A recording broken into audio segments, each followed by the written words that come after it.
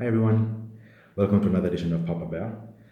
Thank you for being part of this conversation and listening to the talks that we're having and the people we're talking to and the topics that we're trying to address through this forum. The last time we spoke, I talked about introducing a series of videos around the issue of dysfunctional fatherhood. So this is going to be the first type of fatherhood that I want to talk about and to address, and see if you see yourself in any of the things I'm going to talk about, or see something in somebody else that identifies with this kind of fatherhood.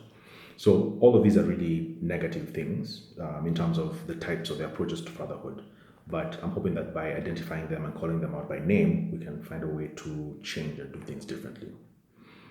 So I'm going to talk about what we call a dominant or an authoritarian kind of father. Now, a lot of us grew up with authoritarian fathers, disciplinarians, tough guys. Their rule, their word was law. They do not brook any arguments. They were just all about this is what needs to be done and this is how it's done. Very authoritarian, and that's how a lot of us grew up. And we've grown up knowing that that's what fatherhood is about. It's about being tough. It's about laying down the law. It's about being as authoritative and as dominant as possible. But I want to put it to you that it's not actually a good thing. That kind of dominance and authoritarianism is actually not a good thing.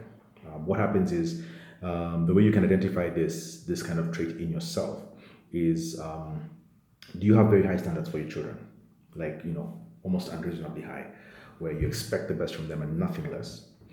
Which in itself is a good thing, but if it's accompanied with other things like lack of emotion or lack of support, and there's no explanations. Authoritarian fathers do not want to explain their rules. Their rule is their rule, and that's it. No questions asked, nothing to discuss. Authoritarian parents or authoritarian fathers, dominant fathers, also do not tolerate challenges in any form of any kind. If your kid asks any question whatsoever, it's considered a challenge and they're shut down immediately. Now, that's authoritarianism. That's being dominant. They tend to overemphasize discipline. So discipline is a good thing, and we'll see that, and we've seen that in other videos, that discipline is a good thing, but not when it's overemphasized at the expense of a relationship with your son.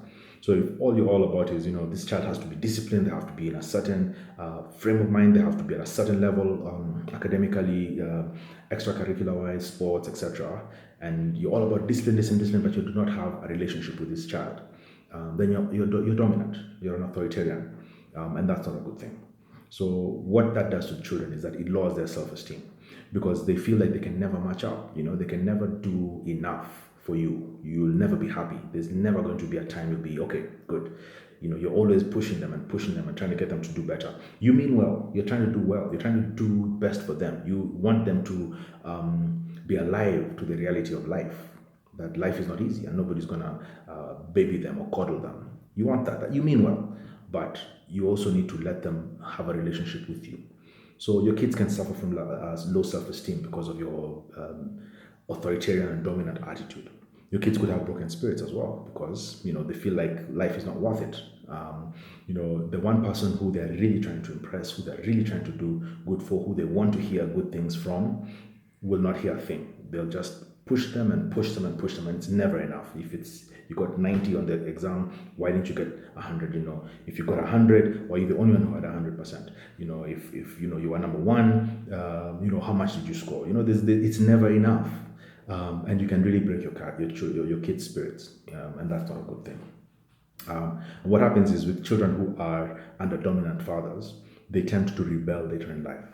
And you know it. You know it yourself. I mean, if you grew up with a dominant father, then at some point in your life, you're like, man, I can't wait to get out from under this guy's thumb and I'm going to do my own thing. Every opportunity you get, you're going to push back. And you end up having very little of a relationship with them. You learn very little from this man because, according to you, he's just this domineering, difficult person to deal with. You don't want to be like that for your kids. You don't want your kids to think of you and think, man, I can't wait to get out of this guy's house. You want your kids to feel at home.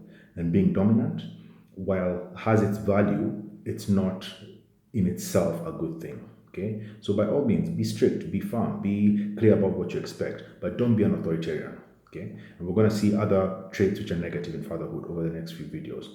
But I just wanted to point that out. You may have grown up under an authoritarian. Don't be like your father. You know, like we started out with this series, we end up being who our fathers. We end up becoming our fathers. Don't be like your father. Don't be that authoritarian who does not brook any disconsent at all, because then you're going to lose your kids, and that's not good. You don't want that. So yeah, as usual, if you have any thoughts, any comments about this, if you grew up under an authoritarian father, talk to me. Let me hear what you have to say. Comment at the bottom of this video, like, subscribe, and most importantly, share. We want to have these conversations going out there, and let's hear how we can help everyone become a better father. Thanks. Have a good one.